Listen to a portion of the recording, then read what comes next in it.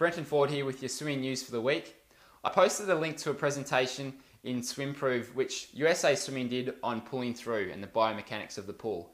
And I've got to say it's one of the best presentations I've seen on pull. It covers where you should be pulling through in each different part of the stroke and what are some of the common angles, some of the common positions of some of the top swimmers when they're pulling through. So in SwimProve I posted that link and I have to say it's one of the best presentations I've seen. So check that out if you're a SwimProve member.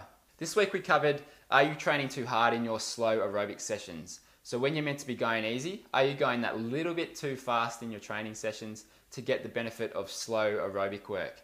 I've found that doing slow aerobic work means that you've got a better fitness base to work from in your races and in training.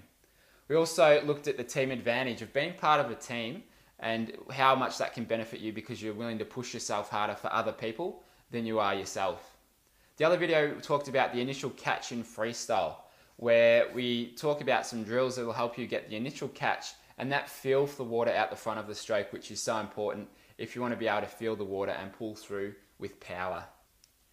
In triathlon news this week, we looked at punch and flow in your freestyle. So when you're swimming in open water and it's choppy, you might be better off using a technique which has a bit more punch and flow. So you're entering the water with a little bit more force and you're riding out your stroke. So one stroke is faster, and then the other stroke you glide a little bit longer and you kind of ride out that stroke. It's more of a loping technique that you see Michael Phelps swim with a bit.